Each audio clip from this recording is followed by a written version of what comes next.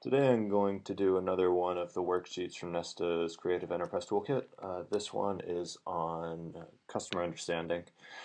I know this text is really little, so I'll talk through it where it's relevant and where I can. The first thing, the place I would start, basically this is their name, this is a picture of them, this is their problems, and this is your value proposition or what you're offering them.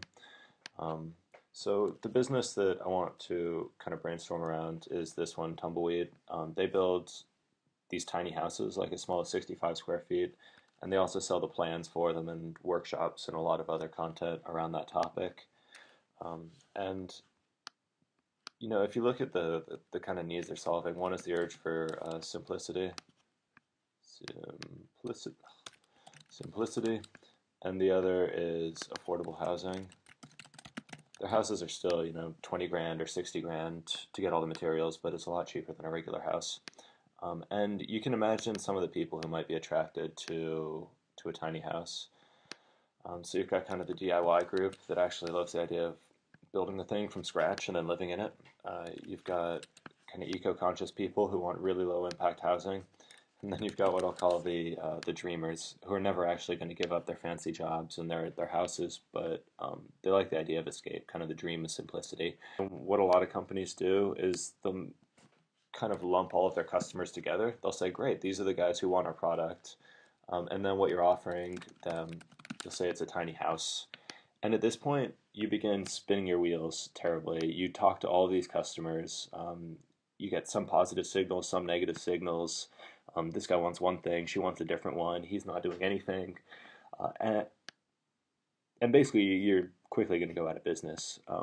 Where you should be heading is toward segmenting these into totally separate groups. Because one of these subsets is going to have higher value to you. They're going to be willing to spend a lot more money, and they're the ones you should be focusing on.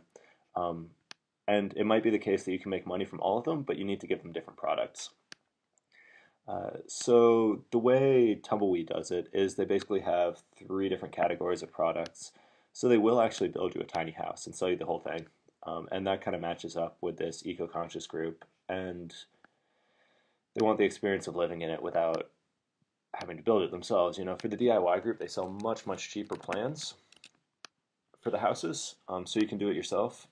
And they've supplemented that by also selling some of the building materials, which I think is brilliant. You're you're selling plans that seem like, oh, it's only $20 or $100 for the plans, and then someone ends up spending 20 grand on building materials through you, um, because you've already cut the pieces to size or done whatever else you need to.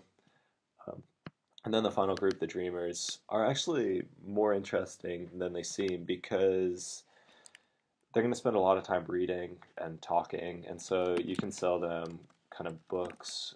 They're who you can blog to.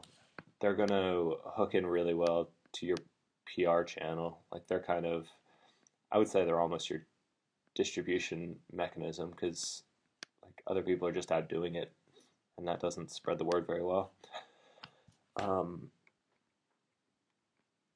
yeah, so simplicity, that gives us kind of, we have a third need, which is to sort of dream or to fantasize, I guess, or imagine a simpler life, and it's just a quick momentary escape.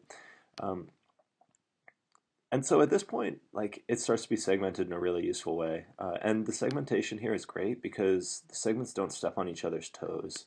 If you look at what most web apps do, you end up giving your bigger, like the segments you're charging more, just more of the same thing that the earlier segments get.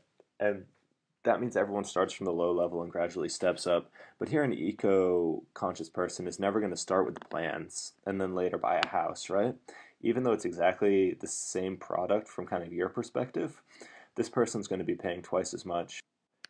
The rest of this worksheet, if you're interested in that sort of thing, is basically a simple financial model. So how many of this customer segment are there? How many of those can you reach? How often can you sell to them? For how much money? And then what's the total money? And that's basically these three numbers multiplied by each other. And this allows you to prioritize the segments and find out if someone's worthless. If they're worthless, you shouldn't be spending a lot of time on them. And that might allow you, like let's say you haven't figured out that you could sell building materials to the DIY guys and you're just selling them their plans.